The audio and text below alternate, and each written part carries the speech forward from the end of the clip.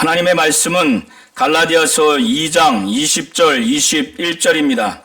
내가 그리스도와 함께 십자가에 못 박혔나니 그런즉 이제는 내가 사는 것이 아니요 오직 내 안에 그리스도께서 사시는 것이라.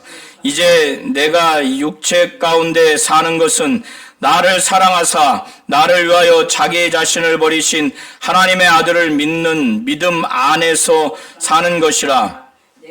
하나님의 은혜를 패하지 아니하노니 만일 의롭게 되는 것이 율법으로 말미암으면 그리스도께서 헛되이 죽으셨느니라. 아멘. 하나님은 우리 성도님들이 육체 가운데 사는 것이 우리를 사랑하셔서 자기 자신을 십자가에 못 박혀 피 흘려 죽는 죽음, 자신을 버리신 하나님의 아들을 믿는 믿음 안에서 사는 것임을 분명히 알고 체험적인 신앙생활하기를 원하십니다. 이렇게 분명하게 우리가 하나님의 아들을 믿는 믿음 안에서 사는 그 육체의 삶이라는 것을 알지 못한다면은 우리는 오늘 사도 바울이 2장 15절부터 21절까지 하는 그 바울과 같은 믿음의 상태, 영적인 그 심령의 상태에 담대하게 확신 있게 그것을 고백하기가 어렵습니다. 사도 바울은 베드로가 안디옥에 이르렀을 때 그를 책망할 일이 있어서 그 베드로를 대면해서 책망을 했습니다. 그가 그 정도로 책망할 이유가 있었던 거예요. 베드로는 기둥 같은 사도입니다. 베드로, 야고보, 요한 중에서도 수제자예요. 그가 본래는 이 유대인을 대상으로 해서 복음을 증거하도록 하나님이 위임한 복음 전함을 맡김받은 자이지만은 이방인을 향해서 복음을 증거하도록 하나님께서 환상 중에 그에게 보여주셨어요. 그래서 사도행전 10장 보면은 그 환상을 통해서 베드로가 고넬료라고 하는 이방인 그 가정, 그 일가를 복음을 증거하는 체험을 그가 했고, 그 가운데서 하나님이 이방인과 유대인이 복음 안에서는 구분하지 않는다는 것을 몸소 체험을 했던 겁니다. 그런데 이 예루살렘 지역에 유대인 출신 중에서 예수를 믿은 사람들이 있었어요. 그런데 그들은 처음에는 그러하지 않았겠지만 시간이 지나면서 매우 극단적인 보수적인 유대주의자, 율법주의자로 타락을 해버렸습니다. 그래서 예수를 믿는 믿음으로 말미암는 의가 불완전하기 때문에 율법을 의지해서 율법이 요구하는 행위를 해야 된다. 음식 규례를 지켜야 되고 절기를 지켜야 되고 특별히 할례를 지켜야 된다. 그래서 율법을 의지해서 율법이 요구하는 행위를 인간이 노력과 공로로 행함으로 인해서 의에 이르러서 완전한 의에 이를 수 있다. 예수를 믿는 믿음 그 외에 율법이 요구하는 행위를 의지해서 이 두 가지가 합쳐져서 완전한 의에 이르러야 된다고 아주 거짓된 복음 같지 않은 정말 다른 복음을 증거하는 거짓 형제들, 거짓 교사들이었습니다. 이들이 이제 사도 베드로에게까지, 지금 갈라디아 교회 안에는 사도 바울에게까지 이런 율법주의자들, 유대주의자들이 율법을 의지해서 율법이 요구하는 행위, 그 가운데 할례를 아주 강조를 한 겁니다. 그래서 율법이 요구하는 행위를 하지 않으면은 그건 범죄다. 그래서 베드로는 오직 예수를 믿는 믿음으로 말미암아 이방인이든 유대인이든 구분 없이 의에 이룰 수 있다. 하나님이 의롭게 여기신다. 칭의를 얻는다. 그래서 그는 이 예수 그리스도의 복음, 더 본질적으로는 예수 그리스도로 말미암아 안디옥에서 이방인들과 식사를 했어요.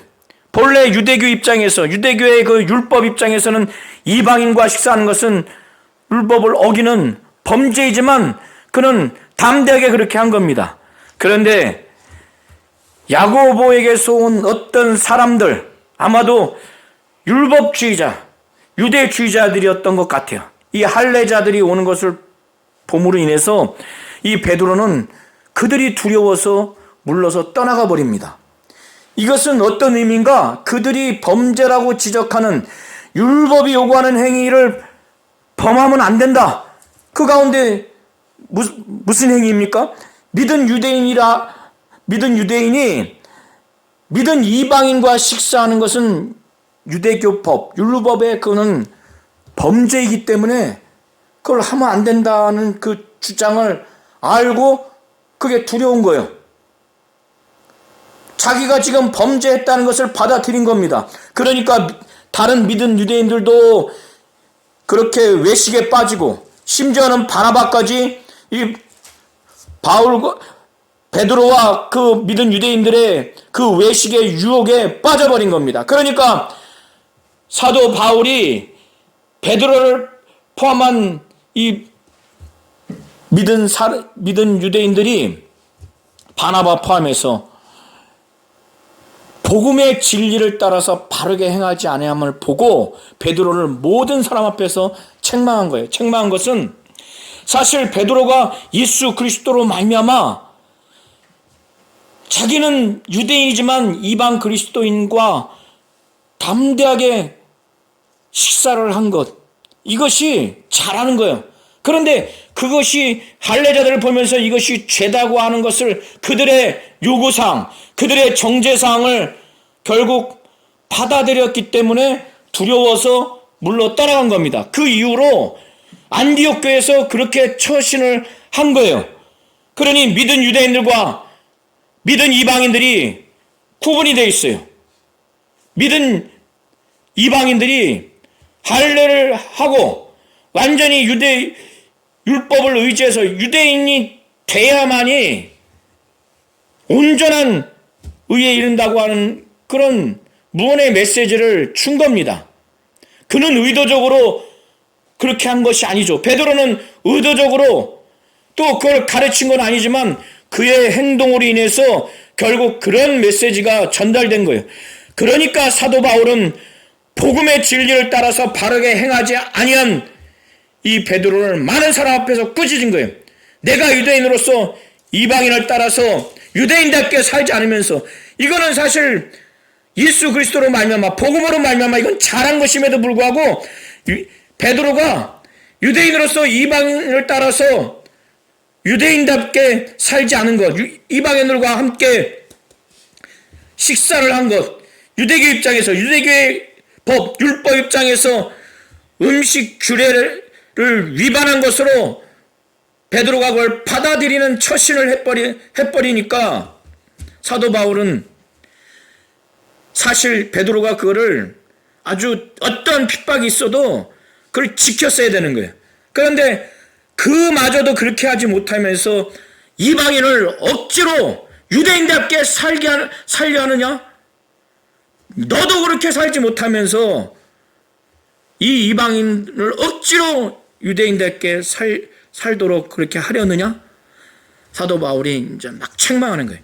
그런 지금 상황에서 계속 대화가 이어지는 거예요. 그것이 15절이에요. 그러니까 여기서 우리는 지금 직접적으로 대화의 상대인 베드로를 포함해서 믿은 유대인들, 그리고 바울을 포함한 이 유대인들, 우리는 본래 유대인이다. 그러니까 태생부터 유대인이다. 우리는 이방 죄인이 아니다. 사도 바울이 유대인은 의인이요 이방인은 죄인이다, 이런 유대교 입장에서 이거를 받아들이는 것이 아니라, 유대교 입장에서, 율법 입장에서 율법을 받지 않고 하나님으로부터 선택받지 않는 이방인은 죄인이라고 유대인들은 유대교 입장에서 이렇게 말한 것을 인용하면서 말을 하는 겁니다.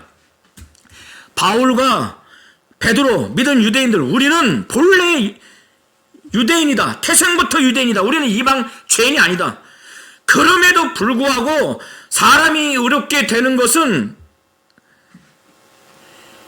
율법의 행위로 말미암음이 아니라 오직 예수 그리스도를 믿는 믿음으로 말미암아 의롭게 된다는 걸 우리가 안다. 이거는 바울과 베드로 믿은 유대인이 다 아는 바예요. 그렇기 때문에 사도 바울은 예수 그리스도를 우리가 믿는다.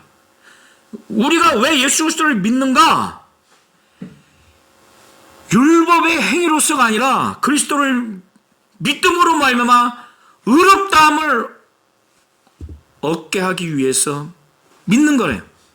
이거는 다 아는 바요. 베드로를 포함해서 믿은 유대인들이 왜 지금 믿었는가? 율법의 행위로는 의롭다함을 받을 수가 없기 때문에. 사도 바울은 16절 마지막 후반부에 그리스도를 믿음으로 의롭다함을 얻으려 하는 그 이유가 뭐냐면 율법의 행위로서는 의롭다함을 얻을 육체가 없기 때문에 예수를 믿음을 통해서 의를 얻으려고 한다고 말하는 거예요. 율법의 행위로서는 그 앞에 헬라어 원어 이유 접속사가 있습니다. 그런데 율법주의자들, 유대주의자들이 뭐라고 정죄하고 뭐라고 막 저항하면서 요구하느냐? 예수를 믿는 믿음으로 말미암아 의에 이르는 건 불완전하다. 그러니까 율법을 의지해서 율법이 요구하는 행위를 해야 된다. 행위를 준수해서 인간의 노력과 의로 율법이 요구하는 의를 얻어야 완전한 의에 이를 수 있다고 하는 그런 요구사항, 그런 입장에서 볼 때 이방인과 음식을 먹는 그 행위가 뭐예요? 그들이 볼 땐 유대교 입장에서 볼 때, 유대교의 율법 입장에서 볼 때는 그것이 범죄라는 거예요. 그러니까 이들이 예수를 믿는 믿음으로 말미암아 의에 이르는 이 믿은 유대인들이 사도 바울 또 사도 베드로 포함해서 보면은 유대교 입장에서 율법 입장에서 보면 다 율법을 어기는 범죄를 한다고 이렇게 아마 비판을 한 것 같아요. 그렇게 막 고발을 했던 것 같아요. 그러니까 베드로도 이것이 범죄다고 하는 그들의 고발, 비판, 정죄를 받아들인 거죠. 그래서 두려워서 떠나서 물러간 거예요. 이들의 이 비판, 고발, 그 내용과 그에 따라서 베드로가 몸으로, 행동으로 두려워서 떠나 물러간 이것이 결국에는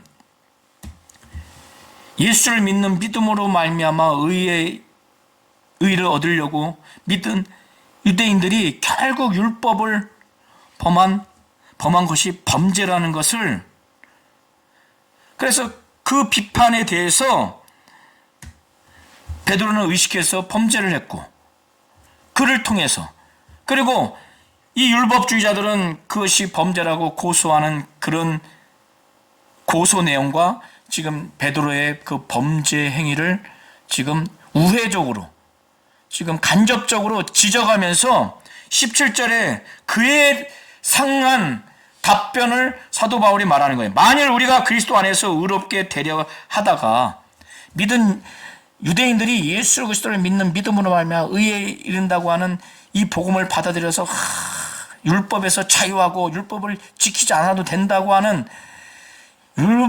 율법에서 완전히 자유한 이런 것이 결국에는 죄인으로 드러나는 것이다. 죄인으로 드러나면 그리스도께서 죄를 짓게 하는 자가 짓게 하는 자 아니냐? 그러니까 예수를 믿는 믿음으로 말미암아 의에 이른 믿은 유대인들이 율법에서 자유로운, 이게 정상인데 율법주의자들 또 불신 유대인들은 저 율법을 지키지 않으니까 죄 짓는 거네. 그러니까 사도 바울이 그들의 그 고속, 비판, 정죄에 대한 답변으로 만일 우리가 그리스도 안에서 의롭게 되려 하다가 죄인으로 드러나면 그리스도께서 죄를 짓게 하는 자냐? 그들이 그렇게 정죄하는 거예요. 결국에는 그러면 그리스도께서 율법을 범하게 하는 죄를 짓게 하는 거 아니냐. 지금 베드로의 행동도 결국에는 그는 원치 않았지만, 의도적인 건 아니지만 그런 것이 함의가 돼 있는 거예요. 그는 그리스도께서 죄를 짓게 하는 자가 짓게 하는 거라고 주장하진 않았지만 그의 행동으로 인해서 결국 우회적으로, 간접적으로 그것이 함의가 되어 있는 거예요. 사도 바울은 결코 그럴 수 없다. 17절 후반부에 말하는 겁니다. 그러면서 그 이유에 대해서 18절에 말을 하는 거예요.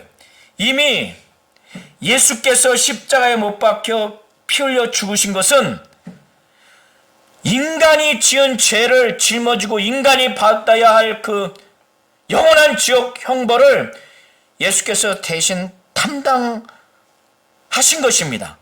그래서 십자가에 못 박혀 피 흘려 죽으신 것입니다.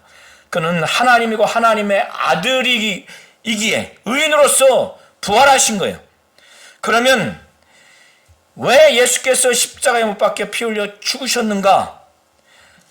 갈라디아서 3장 10절 13절을 보면 무릇 율법 행위에 속한 자들은 저주 아래 있나니 기록된 바 누구든지 율법책에 기록된 대로 모든 일을 항상 행하지 아니하는 자는 저주 아래에 있는 자라.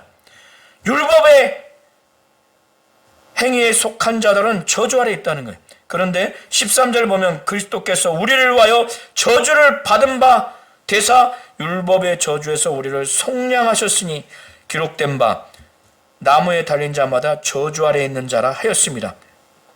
우리를 위해서 대신 저주를 받으셔서 율법의 저주에서 우리를 속량하신 것입니다. 자, 로마서 7장 4절을 또 한번 보도록 하시겠습니다. 로마서 7장 4절에는 그러므로 내 형제들아 너희도 그리스도의 몸으로 말미암아 율법에 대하여 죽임을 당하였으니 이는 다르니 곧 죽은 자 가운데서 살아나신 이에게 가서 우리가 하나님을 위하여 열매를 맺게 하려 함이라. 자, 보세요. 그리스도의 몸으로 말미암아 율법에 대하여 죽임을 당했다는 거예요. 로마서 6장 10절 11절을 한번 보겠습니다. 그가 죽으심은 죄에 대하여 단번에 죽으심이요 그가 살아 계심은 하나님께 대하여 살아 계심이니 이와 같이 너희도 너희 자신을 죄에 대하여는 죽은 자요 그리스도 예수 안에서 하나님께 대하여는 살아있는 자로 여길지어다. 예. 사도 바울이 예수 그리스도께서 십자가에 못 박혀 죽으신 것은 그가 우리의 죄를 짊어지시고 우리의 저주를 영원한 지옥 형벌로서의 그 저주, 율법에 우리가 저주 아래에 있을 수밖에 없는데 우리는 율법의 행위를 다 행할 수 없기 때문에 그래서 십자가에 못 박혀 죽으신 것은 우리의 죄와 저주를 그가 다 짊어지시고 죽으신 것입니다. 그래서 예수를 믿는 믿음으로 말미암아 의에 이른다고 하는 것은 우리의 죄가 다 없어졌고 우리가 받아야 할 형벌을 저주를 예수께서 다 짊어지시고 담당하셨다고 하는 그 사실을 믿는 믿음을 통해서 우리는 하나님으로부터 의롭다 여김을 받을 수가 있는 거예요. 그러니까 우리는 예수 그리스도로 말미암아 죄에 대해서 죽었어요. 율법에 대해서 죽임을 당했습니다. 예수 그리스도를 통해서 우리는 율법의 요구가 다 이루어졌어요. 갈라디아서 4장 4절 5절을 한번 보시겠습니다. 때가 참에 하나님이 그 아들을 보내사 여자에게서 나게 하시고 율법 아래 나게 하신 것은 율법 아래에 있는 자들을 속량하시고 우리로 아들의 명분을 얻게 하려 함이라. 예수께서 우리의 죄를 짊어지시고 우리의 영원한 저주를 그가 담당하신 것은 율법 아래에서 우리를 속량하게 하시려고, 율법의 저주에서 우리를 속량하게 하시려고. 그래서 예수 그리스도의 그 죽으심으로 말미암아, 그가 십자가에 못 박혀 죽으심으로 말미암아 우리는 율법에 대해서 우리는 죽은 자입니다. 율법으로 말미암아 율법에 대해서 우리는 죽었어요. 예수 그리스도의 그 죽으심으로 말미암아 우리는 율법에 대해서 죽은 겁니다. 율법이 우리를 끊임없이 행위를 요구하고 그래서 정죄하고 영원히 우리는 율법의 저주에서 헤어나올 수 없었지만 그래서 그거를 우리는 다 그 율법의 요구를 다 준행할 수가 없습니다. 우리 대신 예수께서 그걸 다 율법 아래서 여인에게서 나게 하셔서 율법 아래 그가 나게 하신 것은 율법 아래에서 우리를 성량하게 하려고 그는 율법이 요구하는 사항을 우리 대신 다 이루셨어요. 그래서 율법으로 말미암아 우리는 율법에 대해서 죽임을 당한 겁니다. 이걸 예수 그리스도의 그 공로 입장에서 예수께서 십자가에 못 박혀 우리의 모든 죄, 우리의 모든 저주를 대신 짊어지시고 죽음으로 말미암아 우리는 율법에 대해서 죽었어요. 죄에 대해서 우리는 죽은 겁니다. 왜 이렇게 했느냐? 하나님께 대하여 하나님을 위해서 살게 하기 위해서 율법으로 말미암아 율법에 대해서 죽은 거예요. 사도 바울은 자신의 이 믿음의 고백을 분명하게 합니다. 그래서 19절에 내가 율법으로 말미암아 율법에 대하여 죽었다는 거예요. 이는 하나님에 대하여 살려 함이라. 그러니까 이 사도 바울은 자신의 아주 믿음의 고백, 어찌 보면은 베드로와 아주 대조적으로 나는 하나님에 대하여 살기 위해서, 하나님을 위해서 살기 위해서 율법으로 말미암아 율법에 대해서 나는 죽은 자다. 그렇기 때문에 나는 헐었던 것을 다시 세우면 내가 나를 범법한 자로 만드는 거라는 거예요. 예수 그리스도의 그 공로로 말미암아 이 율법에 대해서 죽임을 당해서 더 이상 하나님께 의롭다 여김을 받는 것은 예수 그리스도가 우리의 죄와 우리의 저주를 짊어지시고 담당했다고 하는 이 예수의 공로, 예수의 그 죽으시고 피 흘리심, 그가 하나님이고 하나님의 아들로서 의인에게 살아나신 이 예수를 믿는 믿음으로 말미암는 이것만이 오직 하나님으로부터 의롭다 여김을 받는 칭의를 받을 수 있기 때문에 사도 바울은 이 율법이 인간의 죄를 없이 할 수 없고 인간을 율법을 의지해서 율법에 요구하는 행위를 통해서 하나님으로부터 의로움을 받을 수 없기 때문에 이 율법이 요구하는 이 행위를 다 헐어버렸어요. 율법 자체를 헐어버렸어요. 그러니까 사도 바울은 18절에 만일 내가 헐었던 것을 다시 세우면 율법을 다시 의지하고 율법의 행위를 의지하고 그래서 거기에 절기법, 음식 규례법, 할례법을 지키려고 하는 것은 다시 세우는 것이라는 거예요. 이렇게 다시 세우면 내가 나를 범법자로 만드는 것이다. 왜? 그건 하나님의 뜻이 아니기 때문에 이미 예수 그리스도께서 이미 헐어버린 거를 내가 그거를 만일 세워버리면 내가 나를 범법자로 만든다는 거예요. 그러나 지금 베드로는 또 믿은 유대인들 중에 외식당하고 바라바까지 그 외식의 유혹에 넘어간 그들은 이게 범죄하는 행위라는 거예요. 지금 사도 베드로는 지금 범죄하는 행위라는 거예요. 유대주의자들, 율법주의자들이 율법을 의지하고 율법의 행위를 요구하는 그 정죄, 그 요구사항, 비판사항 그것 자체를 받아들이는 것이 그래서 율법을 다시 의지하고 율법의 행위를 준행하려고 하는 그거 범죄라는 거예요. 다시 하면 왜? 그거 하나님 뜻이 아니고 이미 예수께서 우리의 죄를 짊어지시고 저주를 담당하셔서 이미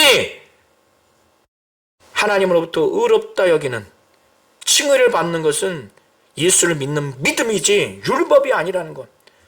그래서 율법을 그런 차원에서 헐어버렸는데 그걸 세우는 것은 내가 나를 범법하게 하는 것이다. 그러면서 20절은 19절의 내용을 좀 더 자세하게 설명하기를 내가 그리스도와 함께 십자가에 못 박혔나니. 바울이 이 체험이 너무나 확실하기 때문에 이렇게 막 강력하게 얘기를 하는 겁니다. 내가 그리스도와 함께 십자가에 못 박혔나니. 자기의 옛사람 아담 이후에 범죄한 아담과 동일한 이 죄인으로서의 자기는 십자가에 예수 그리스도가 못 박혔을 때 자기도 거기에 못 박혀 죽었다는 거예요. 이건 오직 믿음으로 말미암는 고백 안에서 이렇게 지금 말하는 겁니다. 그러면 내 옛사람이 죽었어요. 그리고 난 다음에 바울 안에서 바울의 삶을 통해서 자기의 옛사람, 옛 죄인은 죽었어요. 그러면 누가 살아 계시는가? 과거에는 자기가 주인이었지만은 지금은 예수 그리스도께서 자기의 삶과 자기의 모든 걸 주관하는 주인이라는 차원에서 이제는 내가 사는 것 아니오 오직 내 안에 그리스도께서 사시는 것이라. 성령을 받음으로 인해서 예수의 이름이 바울 안에 성령으로 말미암아 임한 다음에 성령에 이끌려서 오직 예수께서 그의 삶 가운데서 그의 모든 언행 심사를 완전히 주관하는 주인으로서 예수께서 사는 존재로 완전히 바뀌었다는 것. 과거의 죄인으로서 있었던 그 육체와 이제 성령으로 거듭난 새 생명으로 사는 지금의 육체는 똑같지만 내가 육체 가운데 사는 것은 나를 사랑하셔서 나를 위해서 내 죄를 짊어지시고 내가 받을 저주를 그가 십자가에 못 박혀 피 흘려 죽으심으로 담당하셔서 곧 자기 자신을 버리신 하나님의 아들 이 예수를 믿는 믿음 안에서 사는 것이다. 자기의 그 육체 가운데 사는 삶을 사도로서의 사는 삶을 그렇게 지금 말하고 있어요. 그들이 만일 의롭게 되는 것이 율법으로 말미암았다면은 의롭게 되는 것이 율법으로 말미암는 것이라면은 그리스도께서 지금 죽은 것이 헛되게 된 거예요. 의롭게 되는 것이 율법으로 말미암았으면 왜 예수 그리스도께서 십자가에 못 박혀 죽은 거죠?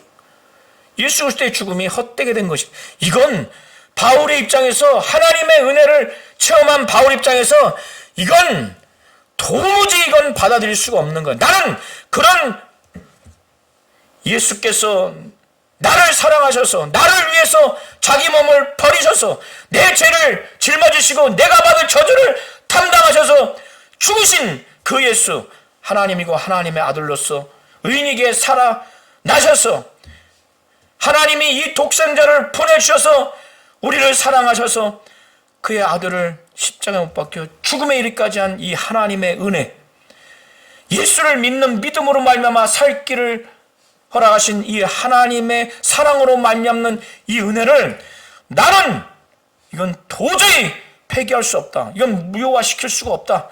21절에 이렇게 아주 강력하게 증거하는 겁니다. 사도 바울은 바울의 이 자신의 신앙적인 고백, 율법의 행위가 아니라 오직 예수를 믿는 믿음으로 말미암아 의에 이를 수 있다. 그리고 나는 율법으로 말미암아 율법에 대해서 죽임을 당했다. 내가 그렇게 한 목적은 오직 하나님에 대해서 살게 하기 위해서. 어떻게 해서 죽었는가? 예수 그리스도께서 십자가에 못 박혀 죽으실 때 그는 우리의 죄를 짊어지시고 저주를 담당하시기 위해서 우리의 죄에서 우리가 죽임당하고 율법에 대해서 죽임당하고 율법의 저주에서 속량하고 율법에서 속량하기 위해서 그가 죽임당한 그 죽음에 대해서 그는 진정으로 그걸 믿고 침례로서 완전히 연합함으로 인해서 그리스도와 연합된 고백을 통해서 옛사람이 완전히 죽었다는 것. 이제 내 안에 사는 것은 오직 그리스도께서 사는 것이라고. 내가 육체 가운데 사는 것은 나를 사랑하셔서 나를 위하여 자기 몸을 버리신 하나님의 아들을 믿는 믿음 안에서 사는 것이라고 하는 이 강력한 고백을 베드로를 중심으로 해서 그 믿은 유대인들 또 바나바까지 외식에 처한 자들을 향해서 이 말씀을 증거하는데, 이것은 갈라디아 교인들도 지금 동일한 상황에 처해 있기 때문에 그들을 향한 또 메시지예요. 그래서 유대주의자들, 율법주의자들에게 미혹에 빠지지 말라고 사도 바울은 이렇게 아주 강력하게 증거를 했을 때 베드로와 그 일행들은 이제 정신이 바짝 차렸을 것입니다. 하나님은 이처럼 우리 성도님들이 우리가 예수 그리스도께서 십자가에 못 박혀 피 흘려 죽으셨을 때 우리의 죄를 짊어지고 우리가 받을 영원한 저주, 율법이 요구하는 요구를 그가 다 이루셨고, 율법이 우리를 죄인으로 정죄하고 우리 율법의 저주에서 우리를 속량하기 위해서 그는 십자가에 못 박혀 피 흘려 죽으신 것입니다. 그거를 믿으면 그 믿음의 고백 안에서, 그 믿음 안에서 우리도 예수와 함께 십자가에 못 박혀 옛사람이 죽은 거예요. 이것은 침례를 통해서 옛사람이 장사되고 물에서 올라올 때 주님의 생명으로 우리도 다시 살아나는 것임을 고백하는 겁니다. 바울이 그렇게 고백한 것처럼 그런 적 이제는 내가 사는 것 아니오. 죄인이었을 때는 내가 주인이었고 내 주권적으로 내 주체적으로 살았지만 이제는 오직 우리 안에서 그리스도께서 사시는 것이다. 그리스도가 성령으로 말미암아 우리 안에서 주인 되어 주시고 주체가 되어 주시고 주권자가 되어서 우리 안에서는 막 우리의 삶을 주관하는 것이 그리스도께서 사시는 것으로 보시면 됩니다. 그런데 우리가 육체 안에 가운데 사는 것은 우리를 사랑하셔서 우리를 위해서 자기를 버리신 하나님의 아들을 믿는 믿음 안에서 사는 것임을 우리 성도님들이 바울의 신앙적인 확신과 그 고백처럼 우리 성도님들도 하나님의 아들을 믿는 믿음 안에서 사는 그런 확실한 그 확신과 그 믿음의 고백 가운데 그런 신앙생활 하기를 하나님은 원하시는 겁니다.